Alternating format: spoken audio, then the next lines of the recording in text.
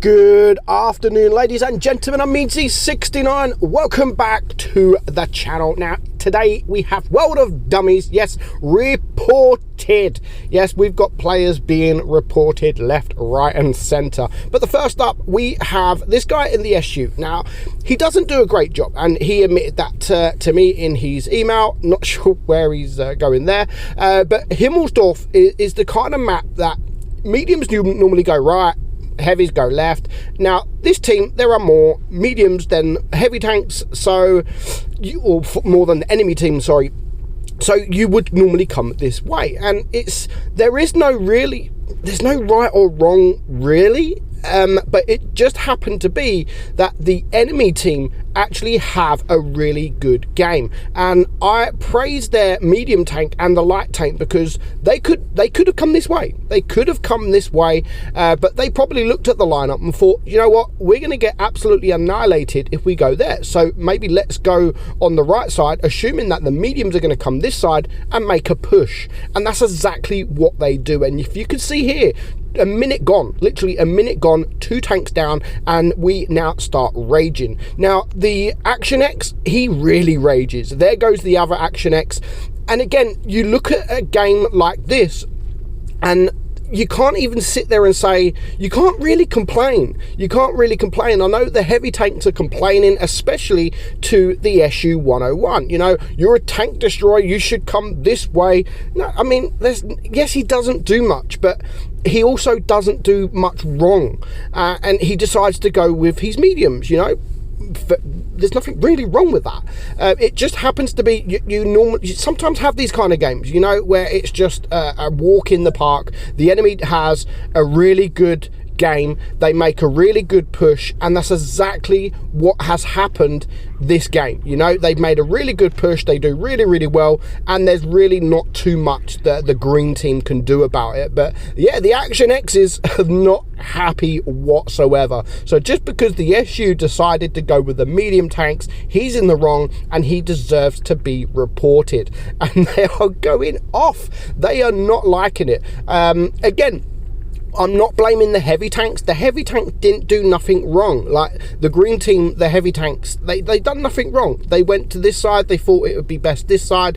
They could have gone with the medium tanks altogether, and then they may have had a better chance. But considering there was more medium tanks and light tanks than the enemy team, you have to kind of guess that they are going to go that way. And the enemy team did a really good job in doing that. You know, they stuck together and they just played brilliantly. Again, it's nobody's fault. You have them kind of games, and you've just got to applaud the enemy team. In this game, they done really well. I mean, you had one player, the E25, that did 0, but the rest of them all did over 1,000 damage. Now that, when you have a team that nearly every player does over 1,000 damage, you can't really do anything. You know, they've had a good game, and you've just got to applaud them. Instead of raging at your team, you've just got to applaud the enemy team. Like, well done, guys. Like, you deserve that. Good game. Next up, bit different. And this guy here in the IS4, Neptune loves tidbits. I know exactly what that's supposed to mean.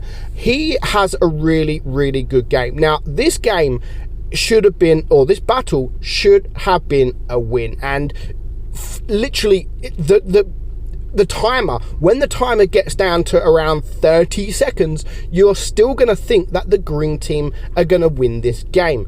That is all going to change because of one player who decides to be a tank destroyer for the day, and that's the AMX 30B. He decides that he wants to play this game as a tank destroyer, so he's literally going to sit at the back in the tank destroyer's position and do nothing, literally nothing. So the IS4 is come here. I mean, they're in good positions. They've got the whole map covered.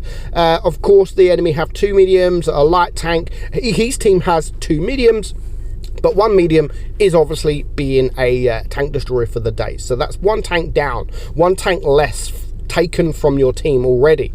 So he's still holding this. Yes, he's lost a little bit of hit points, but he's still holding the line. But he does have to be careful because there are some tank destroyers, the Grill in particular, that is on the tank destroyer spot on the enemy team. So he has to be very, very careful with that. Is this guy going to turn? Now, that was unfortunate. That was, I mean, he aimed and aimed and aimed, and that's the problem with Russian tanks, Russian heavies, just Russian tanks in general. He aimed and aimed and aimed at that, and unfortunately he did miss. So that's not his fault, but the Concept 1B gave him an easy shot there. So he does manage to clear him. You've got the Grill to the left, you can see here. So he's going to try and side scrape. He's going to try to get the HE.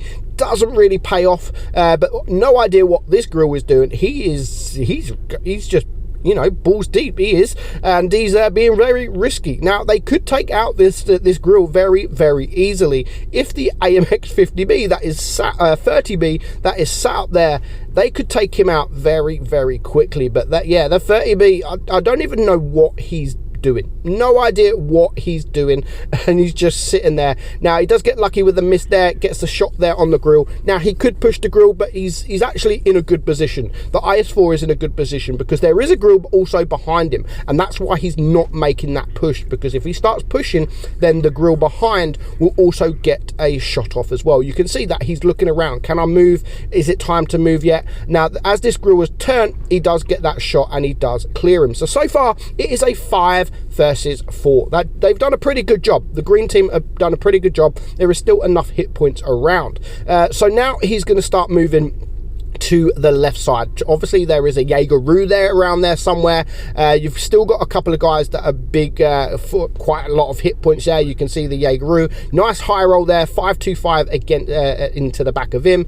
But the AMX 30B is still in the same position, doing nothing. So now it is a 3 versus 4. So it's not looking so good for the green team. However, they are still winning on supremacy points, and that could be absolutely vital later on in the game. So you've got one tank that's a one shot, this IS-4 that is pretty much half hit points, and you've got the AMX 30B that is still being a tank destroyer, doing nothing. Now, the Grill on the enemy team almost just completely gave the game away for the green for the red team there. There was no need for him to poke.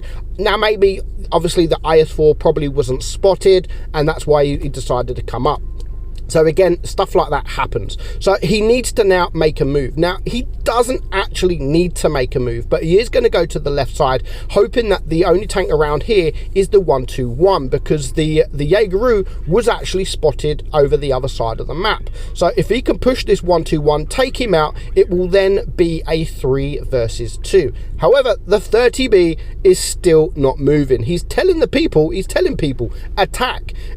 Attack, you guys attack. I'm watching over and I can see the whole map, so I'm good here because I can see the whole map. I can't have any shots off because there's no targets to shoot, but I can still see the whole map from up here. So obviously our guy here, Neptune, is going to push the 121, but unfortunately the 121's a quick tank and he's now running around the building. If he could take this 121 out, it could again change the outcome of the game. But again, it's not his fault. There goes the hurry. So now it is a 2 versus 3. The T100 actually does a good job. So what the T100 is going to do here, he knows that the 30B, and I love this kind of gameplay, so he knows that there's a 30B up there. He must know that he's a noob because he's not doing anything. He's sat up there and he's full hit points. Most people would farm that. Most people would absolutely farm that free damage, because that's what it is. It's free damage. That is exactly what it is. But no, not this guy. This guy is going to come and help his team deal with the tank that's actually causing trouble, and that is absolutely vital, because if that T100 does go for the AMX 30B, it would be game over and it would be a green win, because our guy here in the IS-4 will easily be able to take care of this Jaeger-Roo, but now he's in a situation where he can't do that. So very, very well played to this T100. He has, by himself, almost changed the outcome of this game, because now, yes, the Jaeger-Roo is in front of this guy, but he's behind and now just farming the IS-4. And now that he's dead, he can go and deal with this AMX 30B. But the AMX 30B, look at him. He is full hit points. He's full hit points. The Jaegeru's a one shot. The T100 is almost a one shot. And they are massively winning on supremacy points. So with 35 seconds left on the clock, if this guy right now just backs down and falls at the other side, it's a win, because this T100 will not be able to deal with him in that amount of time. But no, because he's just sat there, look at him, just, it's amazing. It's actually amazing to see players so freaking bad. And with 14 seconds left on the clock, he's gone. So yeah, unfortunate there for the green team. It should have been a win. Easy win there, but well played to that T100. You did well. You did really well. But so did our guy here in the IS4. So that is your weekly episode of World of Dummies. I hope you enjoyed it, guys. I'm meadsy69, and I will catch you all soon. Bye bye.